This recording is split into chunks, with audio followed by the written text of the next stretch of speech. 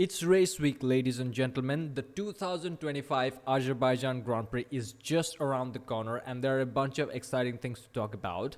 First, about Oliver Bearman, and he's probably going to get a race ban. We will talk a little bit about that.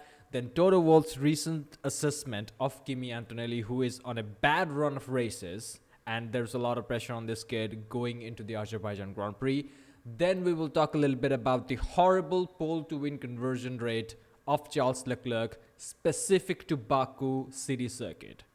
Do you have to imagine how horrible your pole to win conversion rate has to be that you have to talk about specific circuits? So we'll talk a little bit about Charles Leclerc. Then we will touch upon the McLaren team order situation. Yes, for the zillionth time, we're still talking about it. There is one scenario in particular that I want to talk about which could fuck up Oscar Piastri's situation in the entire team. I promise I'll make it short. All right, and then finally we will close it up with the racing god of our time, Max Verstappen. A little bit of situation related to Laurent Mekies because Helmut Marko has been talking shit, not directly but indirectly, about Christian Horner. So we will talk a little bit about that. But first we will start with Oliver Bearman's situation. 10 penalty points. He has to keep it clean till November, I think until Mexican Grand Prix, and he's not going to do that. He just makes mistakes, and the thing is, he's not even that much of a dangerous driver. Most of the penalty he got, a lot of the penalty he got is because of the silly things, ignoring a flag here and there. And the Carlos Sainz penalty that he got in Italy, which I think had 2 penalty points, that was absolutely abysmal, all right? Now, obviously, the race before that, Carlos Sainz himself got a penalty because he had the situation with Liam Lawson in Zandvoort. So what happened is, you guys need to know this. So what happened is, in Zandvoort, Liam Lawson was ahead and behind him was Carlos Sainz. Carlos was trying to put a move on him. And Liam Lawson, while defending, he parked his car in the middle of the corner, good stuff. He had a little bit of, understeer, so he corrected it, or a little bit of oversteer. I think he had a little bit of oversteer, so he corrected it, opened his steering a little bit. And reacting to that, Carlos moved, but he didn't move enough, and he made collision with Liam Lawson. Now, because Liam Lawson was ahead, he got to the apex first. The stewards at the time deemed that it was Carlos's fault and they fucked him up. But after that, recently, you guys must have heard, the penalty got overturned. The penalty points that was given to Carlos Sainz are taken away. Now, before that, in Monza, Carlos Sainz was on the Liam Lawson situation with Oliver Bearman, but the only difference is Oliver Bearman was the one behind. He was the one who was attacking Carlos Sainz. And Carlos Sainz made a nice overtaking move, and Oliver Bearman was still in the inside line. He was like half a car length into Carlos Sainz, and he definitely didn't deserve that penalty either. But the way that the rules are written, he got fucked. So basically, he has to be very careful towards Mexico until Mexico, which I don't think is probably gonna happen because he just gets into contacts here and there, and also the way that the stewards analyze situations and give out penalty is pretty unfair if you think about it. So yeah, my favorite rookie of 2025 is going to get a race ban, and it's a little bit funny because Haas last year also got a race ban, Kevin Magnussen, and this season it's going to be Oliver Bearman. It's a bit interesting that Esteban Ocon, being the shittier teammate, doesn't get these type of things. Only gets away with 5-second penalties. So I hope, table starts to turn and the universe become a little bit more fair to genuinely honest and good people. We move on. Let's talk about Kimi Antonelli, right? He has not lived up to the hype. Toto Wolff is in a very weird predicament. He fucked around a bit too much with the Max Verstappen situation, and now George Russell knows his value, right? Toto Wolff has spent a lot of time chasing drivers and hyping up Kimi Antonelli. We'll talk a little bit about Kimi Antonelli first, then we will move on to the George Russell and overall Mercedes driver contracting situation. So Kimi Antonelli did not live up to his hype. My guess is he's just a bit too young, just a bit too rough around the edges. He needs to go to F2 and F3 and these type of series to refine himself and race against the toughest, and just feel the pressure, feel the competitive pressure, and get used to the pace of race weekend and complicated machinery. Directly, taking him from the Italian feeder series all the way to Formula 1. And yes, based on the amount of experience that Antonelli has, he is doing a great job. But this is the big leagues. You cannot be making the n number of mistakes that this motherfucker is doing. Yes, there have been some instances of amazing performances. In Miami, he got the sprint pole, and in Canada, he has the podium. I get that. But at the same time, and in Hungaroring, I think he had a good drive. I think he started in Hungaroring P15 and finished P10. That was a good drive. But either way, in Japan, he had the fastest lap. There were many occasions in which Kimi Antonelli impressed all of us, but at the same time, in the recent run of the races, especially in Zandvoort, where he took out Charles Leclerc, and in Monza, where he fucked up while defending against Alexander Albon and got himself a penalty, kind of a shame. And right now, Alex Albon has more points than Antonelli in the championship standings, which is unbelievable. George Russell is closing to 200 points, and this motherfucker is not even in 80 points. So, rightfully, the Austrian, right, Toto Wolff said that his performance in Monza was underwhelming. The same is true for the Dutch Grand Prix and, some other races around that. And now the problem is, for the remaining races, I think there are 8 races remaining now. 8 races remaining, right? Yeah, there are 8 races remaining now. And in those 8 races, there's nothing much Kimi can do except for just focusing on executing his weekend. There cannot be any pressure, which in a way is possible because these motherfuckers ain't fighting for shit. They are actually fighting for shit. They are fighting for P2 in the constructors against Ferrari.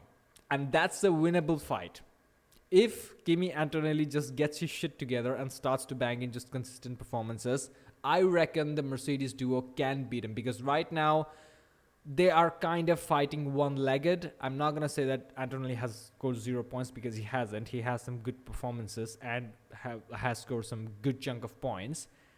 But he is not as consistent as he should be. Because right now the problem is not the pace. The problem is the mistakes here and there, which is compromising his race performance and the race result and the amounts of points he's scoring.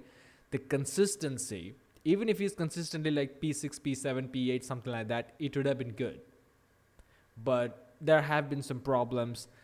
So that's the situation with Kimi Antonelli. In the remainder of the 8 races, he needs to get his shit together, bring some consistency so that they can take the fight to Ferrari for P2 in the constructor standings. Now let's talk about the contract situation around Mercedes, because right now George Russell has the power. The power has shifted from Toto Wolff all the way to George Russell, because at the start of the season, Toto had the time and he was talking to this driver and that driver. There were a lot of rumors surrounding Toto Wolff and Max Verstappen and shit like that, that contract negotiations were happening, etc., etc. And it was also very clear that Mercedes were pursuing Max Verstappen for 2026 and beyond. Now, unfortunately, George Russell couldn't do anything at the time because it was the start of the season, and obviously, his contract ended in 2026. And there were rumors that when Toto Wolff's pursuit of Max Verstappen failed, he offered George Russell a 1+1 contract. Like, his seat is confirmed for 2026 in Mercedes, but for 2027, it depends on the performance. But now, with little time left and no other good, viable, reliable drivers available in the market, and Kimi Antonelli fucking it up, George Russell is in a very good performance. Not fucking performance. George Russell is in a very good position, is what I'm saying. And now he is like, I don't want 1+1 contracts. I want 3+1 or some shit. I want more stability about my future, going into the future. And you know what? He deserves it. If you look at the George Russell's performance, how good he has been, not just as a driver, but like overall as a guy for Mercedes, taking the leadership role after Lewis Hamilton has left and all this type of stuff, teaching young Kimi Antonelli his ways of jihad. All these things, you have to give credit to George Russell, and now he's in a good position. So Toto Wolff, of all the people in the paddock is right now is in a kind of a pickle. So we will see how interestingly that pans out. It all depends on Kimi Antonelli because he's the future of the team, as we all know. If he gets dropped after this season, his career is fucked. I'm just saying right now. Because after F1, going back to F2 and F3, obviously that's not going to happen. And nobody else is going to pick you up. So you're going to be on the sidelines. After an underwhelming rookie year in Mercedes, who are not the top runners this season, and you are sitting out for a year, it's probably not going to happen. And if you put Kimi Antonelli on a reserve and promise him that you will give him a ride in 2027, 2026, he will be just a reserve driver. No other driver is going to come in just for 1 year. I mean, maybe they will, but they will be shit. So Toto Wolff has a lot of things to take care of with the driver situation, with the Kimi Antonelli situation.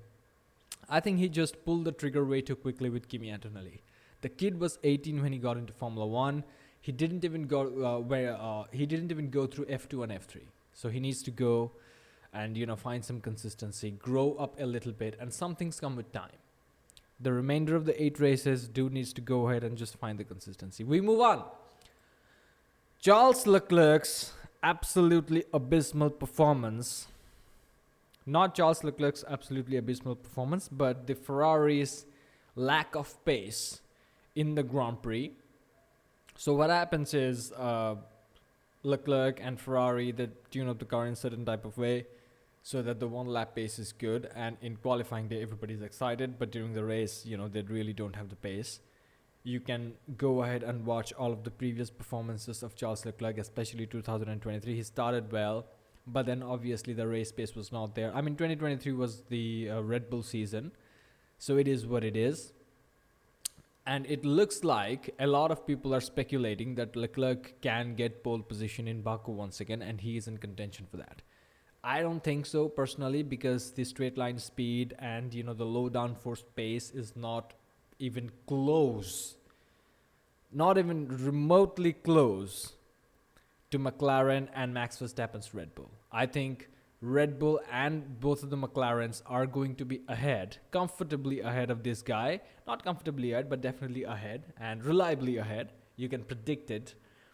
And the best qualifying position of Charles Leclerc is going to be P4 if George Russell is shit or the Mercedes is shit. And I think Mercedes are now back in the right direction in terms of car development and setup. So I think the best we can expect from Charles Leclerc in qualifying is P4 or P5. Again, it's dependent on George Russell. Another thing is Lewis Hamilton has actually closed the gap to this guy. And this is kind of impressive to see, because before the summer break, we saw a different Lewis, and after the summer break, it's different again. And the reason is he just has this mindset shift in which now he is thinking like, I'm a racer, I'm going to learn, I'm going to focus on learning and just enjoy every Grand Prix weekend after weekend. And that mindset is helping him a lot. Also, somebody said to him, don't forget who you are. And he obviously reminded himself that he's a legend. So if you look at the qualifying performance of Lewis Hamilton in Monza and compare it with Charles Leclerc, he was like a tenth and a bit behind Charles, which is very impressive. Charles Leclerc, fundamentally his entire career with Ferrari, great in qualifying, and around Monza, Leclerc is amazing. Lewis Hamilton was just a tenth and a bit behind him in his debut season with Ferrari. Not a bad showing. So I'm really excited about the battle between Ferrari and Mercedes for P2 in the constructors. That's the only battle we have left. And then in the midfield, we got a bunch of people going on. So I guess I'll make another video about this. That's the only battle that's going on. And I will see where Leclerc and Hamilton qualify with respect to each other. And I think Baku is obviously a Leclerc track, but Lewis Hamilton is not that bad either. So I guess we will see. Leclerc is not getting a pole. He's definitely not winning unless both of the McLarens take each other out and Red Bull is shit.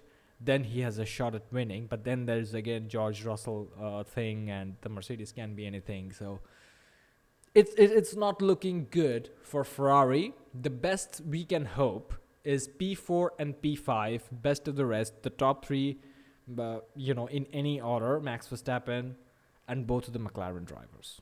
That's that. So we move on. Finally, we'll talk about, semi-finally, after that we'll talk about the Verstappen situation. But let's talk a little bit about the McLaren drivers, right? The first thing I want to say is that, let's say, this is the only thing that I wanted to talk about, and then we will quickly move on because enough has been discussed about this already, so I don't want to bore you motherfuckers. Let's say Lando Norris is P2. No big deal. And Oscar Piastri is P3. Lando is leading Oscar, kind of like in Monza, right, before the pit stops. But this time, Oscar Piastri has the pace to challenge Lando Norris. This is interesting. In Monza, Oscar Piastri did not have the pace to challenge Lando Norris. But imagine that he did, kind of like in Austria, right? In Austria, they were fighting for the win, and Oscar Piastri was mounting serious challenges and making and attempting moves on Lando. In that situation, let's say they go and get their pit stops. Lando comes out ahead, and Oscar Piastri has a slow pit stop, and the gap, which was earlier 0.8 of a second, is now 5 seconds. Do McLaren tell Lando to lift off a little bit so that the gap is back at like 0.8 of a second, and then they're free to race? That shit's not happening. And this is where Oscar fucked himself. Because slow pit stops are a part of racing. And even if it's just the two of you fighting for podium positions, it needs to be fair. And fair means you cannot just tell to swap positions. So this is the only situation in which Oscar Piastri can get screwed in the future. So I guess we will see what happens. Now the thing about Max Verstappen is, will he win again? It looks like the Red Bull engineers and mechanics are finding more performance in their car. So it is hopeful. Azerbaijan looks like a track that should suit the Red Bull RB21. We don't know for sure. There are a lot of twisty sections. It's still medium downforce. And in the words of Max Verstappen, their car is a bit better in medium downforce situations. So I guess we will see.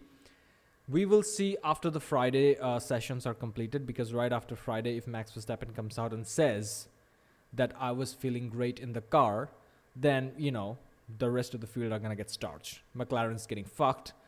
Oscar Piastri and Lando Norris are going to fight for P2 and P3. We will see how that pans out. Max Verstappen does have an advantage going into the Azerbaijan Grand Prix if he holds his car properly through the twisty sections. I think it's the sector 2 primarily. Then things can get very interesting.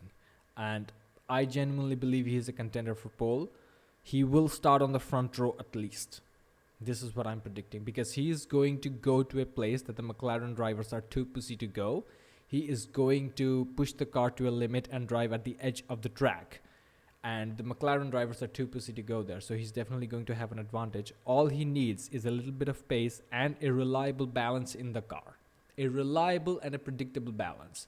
If it understeers in slow corners and oversteers in fast corners like it used to do in the tenure of Christian Horner, then he's fucked, because obviously the car is unpredictable. You don't know what the car is going to do from corner to corner. But under the tenure of Laurent Mekies, they're understanding the car a little bit more. So in that situation, if Verstappen finds the right balance, then the rest of the field is starched. And we will know after his interviews, after the Friday practice session. The final thing is, a lot of shit is being talked by Helmut Marko against, not this guy, Christian Horner. So here is what Helmut Marko said. This is a little bit of gossip. The whole technical team is more open and they discuss things. They are not blind to what the simulation says. The engineers are listening more to the driver. And what else? Appointing him was the right decision. Given the complexity of F1, having a technical expert at the top is probably the better solution.